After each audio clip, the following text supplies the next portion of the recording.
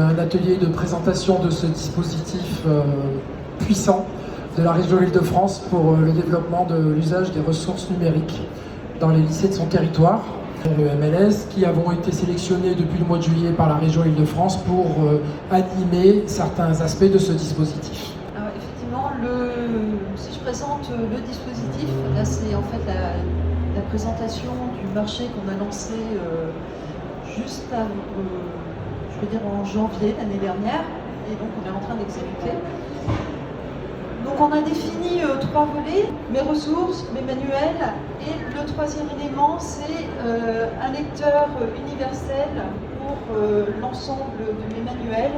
C'est ce qu'on appelle que nous on a appelé un agrégateur de ressources, et qui nous permettra, puisque c'est un travail qu'on va entamer et qui sera prêt pour la rentrée prochaine, de faire lire tous nos manuels numériques par une seule interface plutôt que les 6 existantes. Et là, on s'est rendu compte que les manuels, c'était très bien, ça correspondait à la pédagogie de certains enseignants, mais pas à tous. Donc c'est pour ça qu'on a voulu offrir la possibilité aux enseignants et aux élèves d'avoir d'autres types de contenus, ou des ressources numériques, pour travailler en classe et faire leurs cours. C'est comme ça qu'on est arrivé à la mise en place d'un appel à projet qu'on appelait Lycée-Up Ressources. Donc aujourd'hui, on a une trentaine de ressources au total, 34 je crois si je ne me trompe pas, en complément d'une ressource de langue et de FLE Kiose, qui est présente en Île-de-France depuis 4 ans déjà, et complétée cette année en expérimentation dans tous les lycées, proposée à tous les lycées d'Île-de-France, de la ressource Knowledge, une ressource d'intelligence artificielle proposée aux enseignants pour créer des contenus et des micro-learning, enfin des micro-activités. De ressources qui est un catalogue qui a vocation à grandir, mais de façon toujours raisonnable, raisonnée, et avec des critères de sélection bien spécifiques. Nous sommes face à un enjeu qui est de faire connaître un dispositif, de faire connaître à l'ensemble des établissements un dispositif qui est récent, puisque, comme nous l'avons vu tout à l'heure, il a démarré en 2020. Les ressources numériques éducatives sont un sujet pour les enseignants, mais ils sont un parmi les innombrables sujets qu'ils ont à gérer. Et ça implique une évolution de la pratique pédagogique. Donc nos actions de communication, au centre on a les contacts téléphoniques.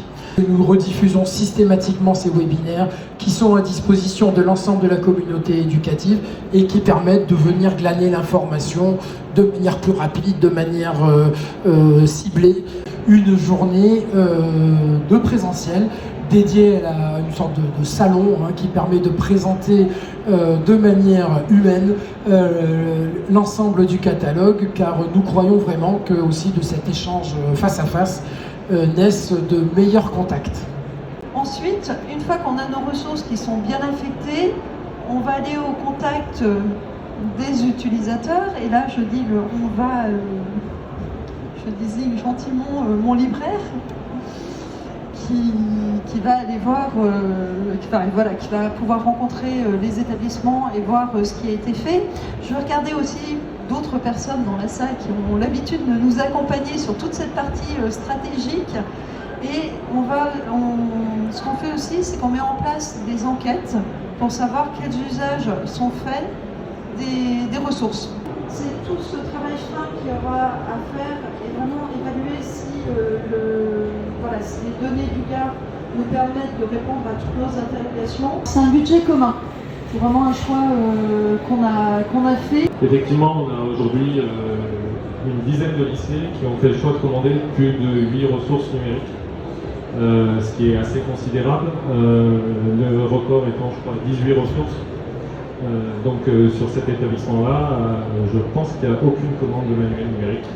Et ce ne sont que des ressources numériques. Ça progresse tous les jours en ce moment, puisque la particularité du catalogue de l'Île-de-France, c'est qu'il est ouvert en continu, de la même manière que Lycée-Up Ressources est ouvert en continu pour les appels à projets. côté établissement aussi, peuvent communiquer, enfin, ils peuvent commander des ressources numériques toute l'année.